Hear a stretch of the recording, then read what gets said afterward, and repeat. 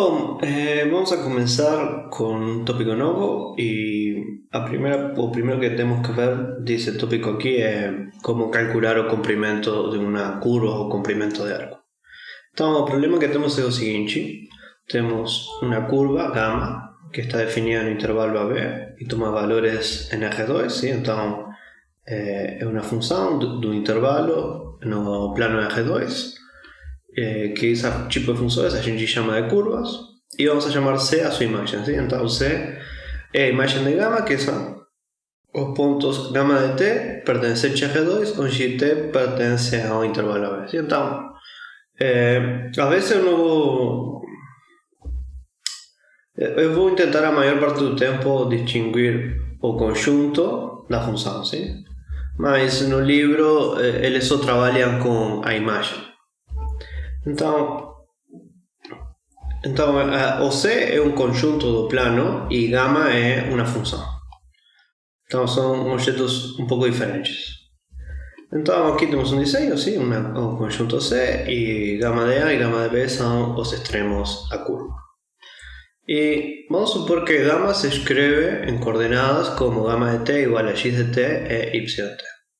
Então o que queremos fazer é calcular o comprimento da curva de C, ¿sí? Ou da curva C. E a gente vai escrever esse comprimento como L de C, ¿sí? Então o comprimento é o comprimento esse aqui, ¿sí? Que tamanho tem esse fio aqui dentro, aqui. Então esse número vamos a chamar de L de C, ¿sí? Então o que vou fazer, eu não vou fazer as contas que faz no livro para explicar por que a fórmula é essa fórmula, porém o que eu vou fazer é com dois exemplos dar uma intuição de por que essa fórmula, a fórmula de comprimento de arco é a correta, ¿sí? Então o primeiro exemplo é: suponhamos que temos uma curva gama que representa o movimento de uma partícula que viaja com um movimento retilíneo uniforme, ¿sí? Então lembra, um movimento retilíneo uniforme é uma curva que se escreve como gama de T igual a P0 mais T vezes um vetor V, ¿sí? Então P0 é o ponto no plano no qual a partícula está no tempo inicial, T igual a 0, e V é o vetor velocidade, ¿sí? Então aqui temos um desenho, temos a curva gama de T que se move ao longo de uma recta, V é o vetor da direção de velocidade e P0 é o ponto inicial. Então, como o movimento é retilíneo uniforme, o comprimento da curva entre os tempos A e B é de fato a distância entre gama de A e gama de B, ¿sí? Então aqui temos gama de A e gama de B, o comprimento dessa curva é o comprimento desse segmento. E o comprimento desse segmento é a distância entre gama de A e gama de B, ¿sí? Então, o comprimento da curva é a distância entre os pontos. Então, vamos a calcular, nesse caso, quanto é o comprimento, ¿sí? Então, a distância entre gama de A e gama de B é a distância entre P0 mais A por B e P0 mais B por B, ¿sí? Então, vamos supor que P0 se escreve em coordenadas como x0 y 0 e V0 se escreve como V0 e o vector V se escreve como V0 U0. Então, P0 mais A por B é x0 y0 mais A por V0 U0, e isso o A multiplica, este é o produto por um escalar, ¿sí? Então o A multiplica por a V0, o A multiplica o U0, ¿sí? E depois somamos coordenada a coordenada. Então o que fica é que isso aqui é x0 mais A por V0, y0 mais A por U0, ¿sí? Então, e analogamente P0 mais B pelo vetor V é x0 mais B V0, y0 mais B V0. U0 é aqui, desculpa.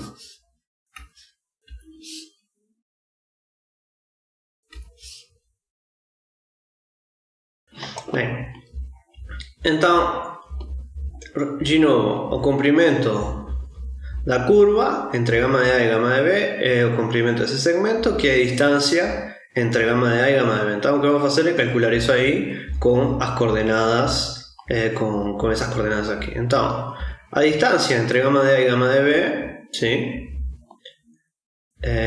vai ser a raiz cuadrada de 2 cuadrados, ¿sí? O que vamos a hacer es a ese número aquí subtraer ese número aquí y elevar al cuadrado, y adicionar ese número aquí menos ese número aquí al cuadrado, ¿sí?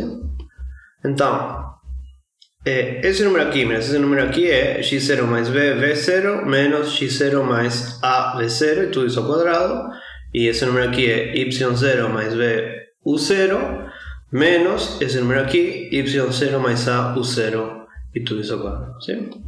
Entonces observen que x0, ese x0 cancela con ese x0 porque aquí tenemos un menos, y aquí entonces ese cancela con ese y fica b por v0 menos a por v0, y entonces podemos tirar en evidencia o v0 y fica b menos a por v0 y después o cuadrado separamos. Y lo mismo acontece aquí, o y0 cancela con ese y0 y fica b u0 menos a u0, u0 tiramos en evidencia y fica b menos a veces u0, y después separamos con cuadrados y fica lo que tenemos aquí, ¿sí? B menos a al cuadrado más b0 al cuadrado más b menos a al cuadrado veces u0 al cuadrado. Entonces, lo que podemos hacer es girar en evidencia de nuevo b menos a al cuadrado, ¿sí? Y como estamos raíz y al cuadrado, y estamos suponiendo que b es mayor que a, entonces es un número positivo, eso fica como b menos a por a raíz cuadrada de b0 al cuadrado más u0 al cuadrado, ¿sí? Entonces, ese número aquí, ¿quién es? Ese número aquí es a norma, ¿sí? Del vector b. Y ese número aquí es el complemento intervalo a b, que podemos escribir como integral entre a y b de la función constante 1 de t, ¿sí? Y después podemos hacer es llevar para adentro a norma. Entonces fica que el complemento da curva é integral entre a y b da norma do vector velocidade de t, ¿sí? Essa aqui a velocidade é constante, então não depende do tempo. Mas então essa é a fórmula para calcular o comprimento de uma curva quando a curva representa o movimento de uma partícula que é retilíneo uniforme. Então tivemos essa fórmula aqui, ¿sí? Então vamos a pensar outro exemplo e vamos a pensar el siguiente ejemplo. Este ejemplo es para dar una intuición a ustedes de por qué la fórmula es la fórmula, ¿sí? No explican directamente por qué. Entonces, vamos a supor que ustedes están dirigiendo un carro y ustedes quieren saber cuántos kilómetros dirigieron, ¿sí? Entonces, el movimiento del carro puede ser representado por una curva, ¿sí?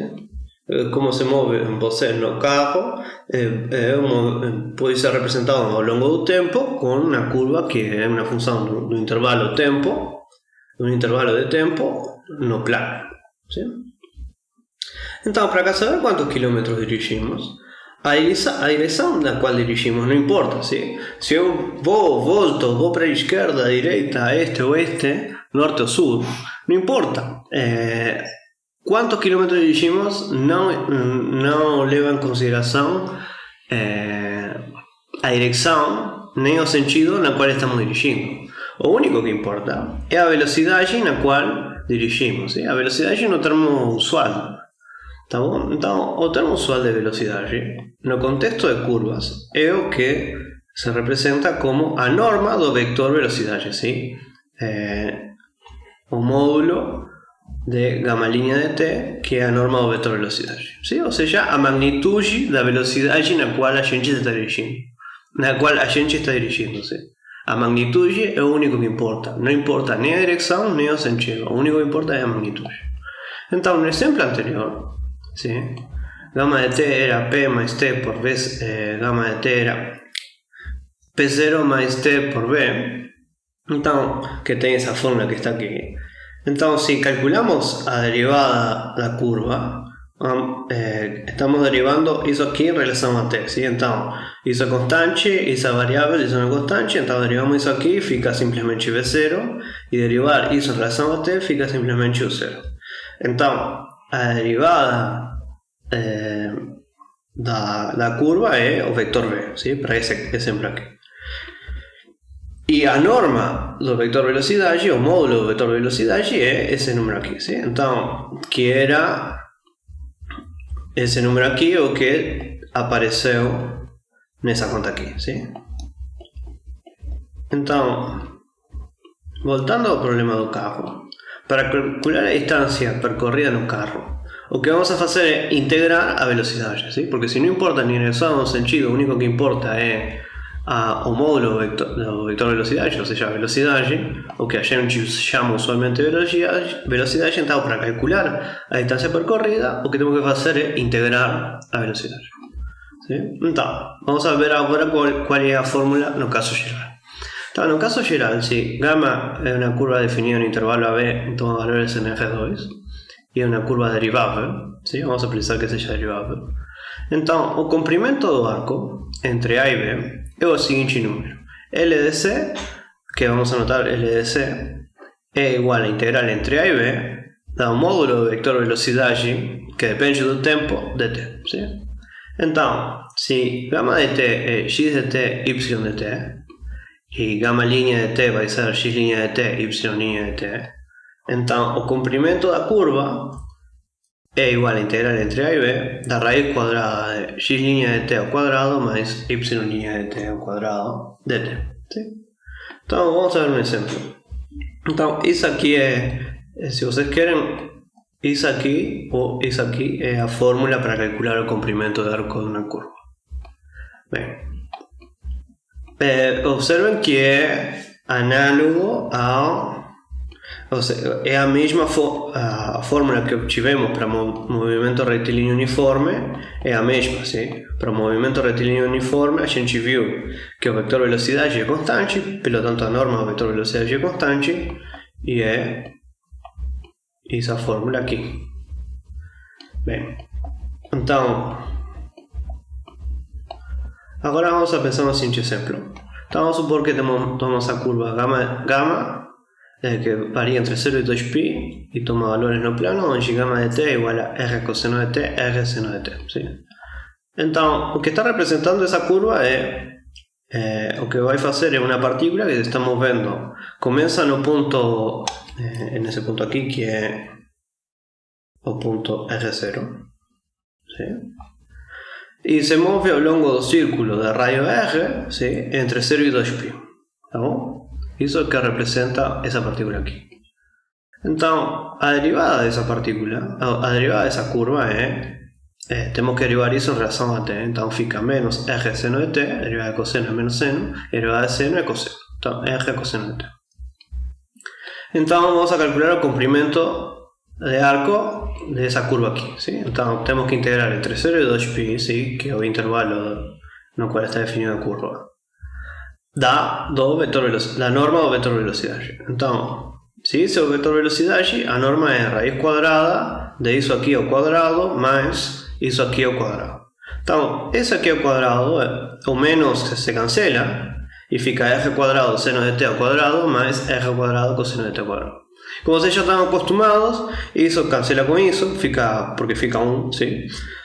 Seno quadrado mais cosseno quadrado igual a 1, então simplesmente fica a raiz de r ao quadrado, que como é r positivo, é simplesmente r, então fica integral entre 0 e 2pi de r de t, que isto não depende de t, só o r é uma constante, então essa integral é o comprimento do intervalo e fica 2pi vezes r, ¿sí? Ou seja, a fórmula que a gente sabe, o perímetro do círculo é 2pi pelo raio. Tá bom? Então, com isso a gente terminamos a parte teórica do comprimento de curvas e depois vamos a começar com integrais de linha, eu acho.